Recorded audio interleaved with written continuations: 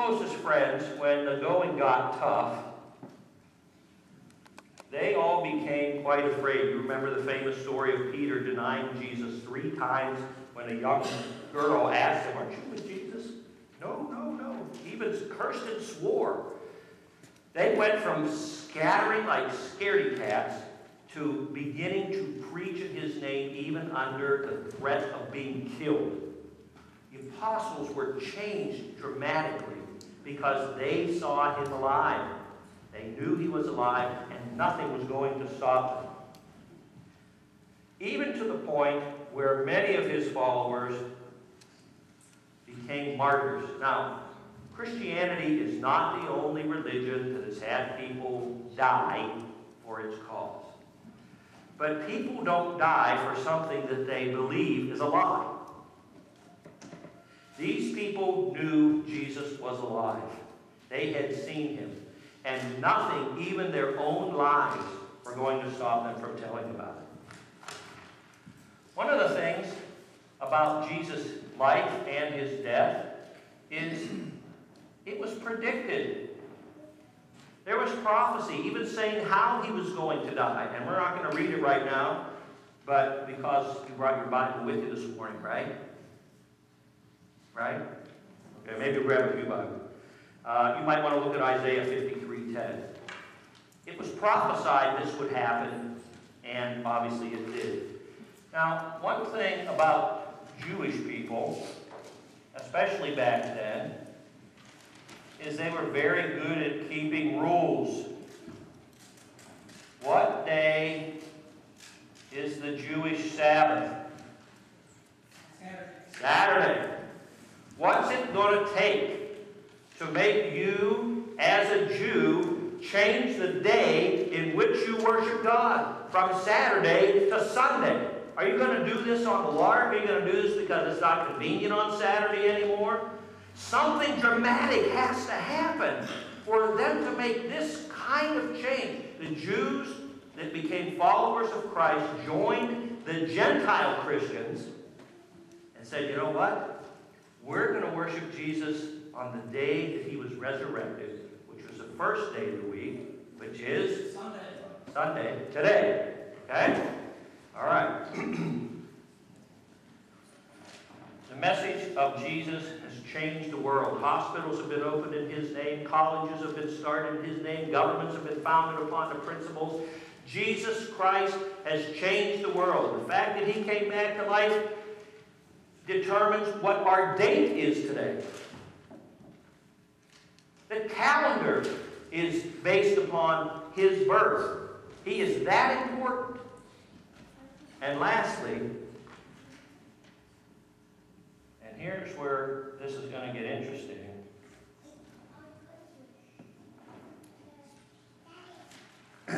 Is the personal experience of people.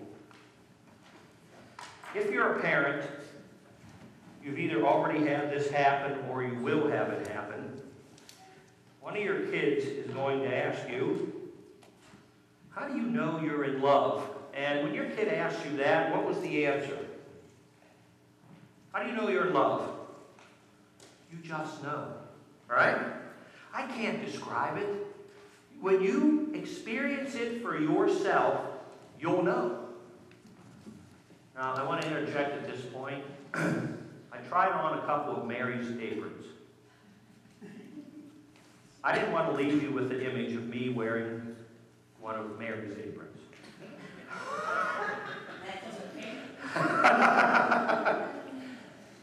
So, I've opted for this shirt because I don't want to ruin the shirt that's underneath. All right? Personal experience. Now, one thing I want to do today is I want to talk to you about things that die in order to provide life. It's getting to be planting season, right?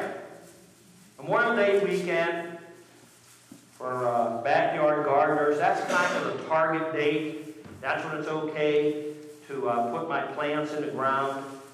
Maybe some of you have already got seeds started in the house. As you know, if you have a garden or you plant anything, that seed has to die before new life right? The seed has to die. Springtime. Things are budding. Stuff is going on. Plants that died over the winter are coming back to life. I've got here a whole bowl full of things that used to be alive, and they had to die. This tomato I'm slicing was at one point alive. It died so that I could eat it, so that I could live. Now, I just want to caution you about something. If you ever go into a restaurant and they serve you something that's not dead, don't eat it. Now, I say that, and then I recall an episode on America's Funniest Home Videos where they served this fish that had been all filleted and it was still alive, and the people were freaking out. Mary told me she saw something on TV the other day, or maybe read it in the paper, I don't remember which, but they were serving octopus that was still alive and squiggling, snakes that are still alive, okay?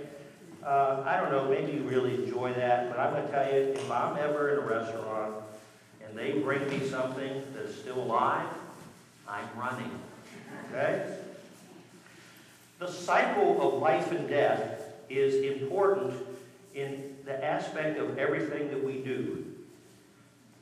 Take, for example, you got a worm in the ground. Bird comes along and eats the bird, or eats the worm. Cat comes along, eats the bird. Coyote comes along, eats the cat. Next thing that happens after the coyote dies is what? The worm's grandchildren eat the coyote. Okay? It's all a cycle. Something must die in order for something else to live. All of these vegetables here had to die in order for me to be able to eat them and me be alive. Now, I went to the store for cilantro, because that's what the recipe said, for my homemade salsa. I got in the store. I had no idea what cilantro was. I thought since everything else came from the produce department, this would too. I finally got on my nerve. I saw this woman. She's got the shopping cart, got her little one sitting in the cart, and I approached from this direction. Excuse me, and I wanted to ask her, what is cilantro? Could you help me find it? She's here with her little one. I walked up, said, excuse me. She went like this and put herself between her little one and me, okay? But I don't know who that woman was, but I thanked her. She said, yes, I know what cilantro is, and she helped me find it. And I discovered, this morning when I got here, you're supposed to use the leaves, okay?